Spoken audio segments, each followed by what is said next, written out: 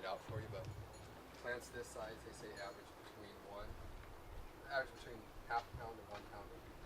So if we say half a pound a week goes for.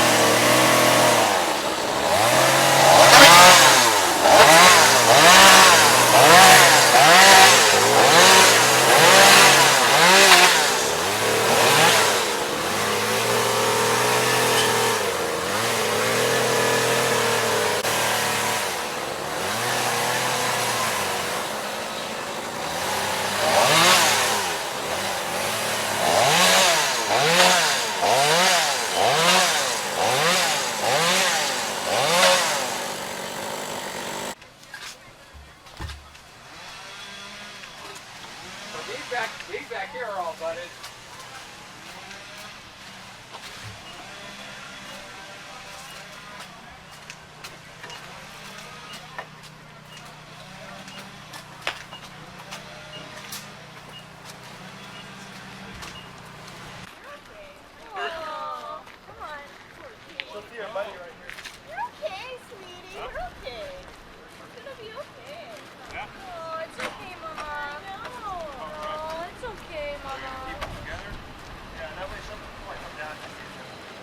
Now, son. Take a full air. You got it. She is like, no. Now look at the hair. Look at the hair on her back. Oh, yeah. It's okay, no. I'll just sing with Because it's kind of high right here. Oh, you want to get it? I'll just spin her up. See the male? turn her around. I'm going to spin her out for her. It's okay, I know. I know. Oh, he's gorgeous. Yeah, he's a beautiful dog. I know. It's okay now. I don't know if we're going to go in the back. Get down with. Good girl. Good girl. That's fine. All right, sir, can you tell me a little bit about this drug operation? Earlier this week, our narcotics unit received an anonymous tip directly sent to them regarding a strong odor emitting from a property in our Greenbelt area, and it smelt like marijuana.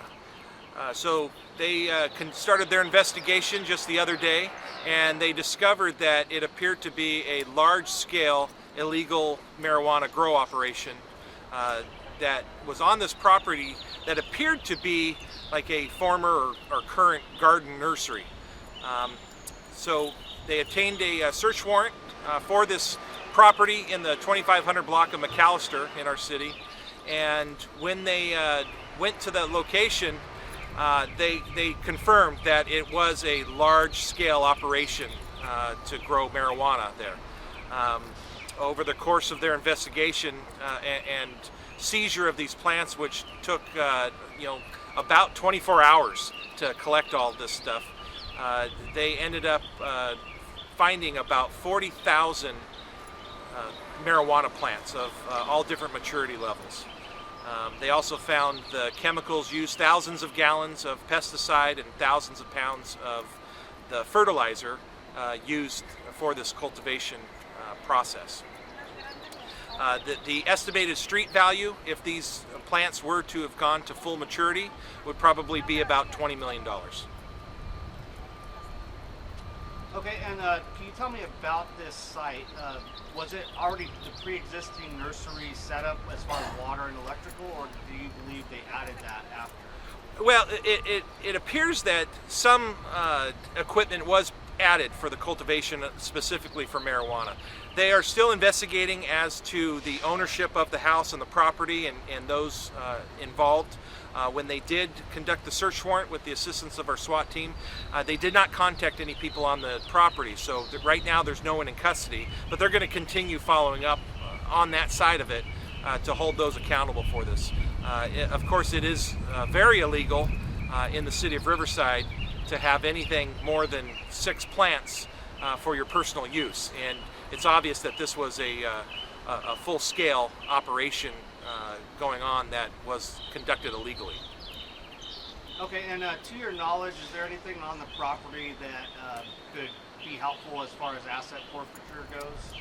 Yeah, they located several cars which they towed and seized, along with a forklift and a tractor that were used for this cultivation process, and some other equipment that they'll use as evidence. But they did seize that, a lot of the vehicles and the equipment for purposes of asset forfeiture down the road for this. We had the assistance of our SWAT team, Public Works, our Public Utilities Department, Code Enforcement and Animal Control. You could see that they had some makeshift dwellings attached to some of these parts of the property where people were living there, and the sanitary and health conditions were violating different codes. It was not it was not safe to be living in the conditions they did, and they were living, amongst or right next to these pesticide. We're talking large barrels of pesticides and the fertilizers, and these people are, cooking on a little portable stove, and having the electricity kind of, makeshift, connections, I guess you could say. To power, just some of their stuff just to live. So it's obviously, the property and the operation posed a tremendous fire and health risks, on top of it just being illegal to conduct such a large-scale operation like this one. Now, it's my understanding marijuana is legal now to cultivate, but there are some parameters. Yeah, within the city of Riverside, it is approved per our municipal code that you can cultivate or grow up to 6 plants for your personal use. But otherwise, the cultivation of marijuana is illegal in our city. And in a lot of other parts of, even our county, there are restrictions as to how much you can grow.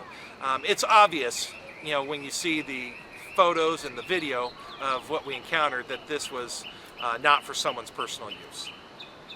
Okay, and then my last question here, I believe there's rumors of some animals that were left on the property? Yeah, when they did conduct the search warrant on the property, they did find some animals, pets, and those were turned over to Riverside County Animal Services for their safety. But again, there will be more follow-up conducted by our narcotics detectives on this to get, figure out who exactly is involved and more details of how this operation was working and who this marijuana was going to go to. But this poses a threat to the livability of our community members in this greenbelt area. They shouldn't have to endure some of the dangers that are posed here with an operation like this. Imagine if something easily caught on fire, the way they had these makeshift setups going on. Imagine if something caught on fire over there, and what that can do to the neighbors in the community, whether it's their homes or their legal nursery operations or whatever they do when you're on these large acreage properties. Awesome. And then I do have one more question. So as far as Riverside PD's involvement, is the DEA or any other federal agent getting involved in this? Yeah, the Riverside County District Attorney's Office will be assisting when we look forward to move charges, but they also help out with the asset forfeiture side of the investigation. They also have resources, including their Riverside County Task Force on marijuana.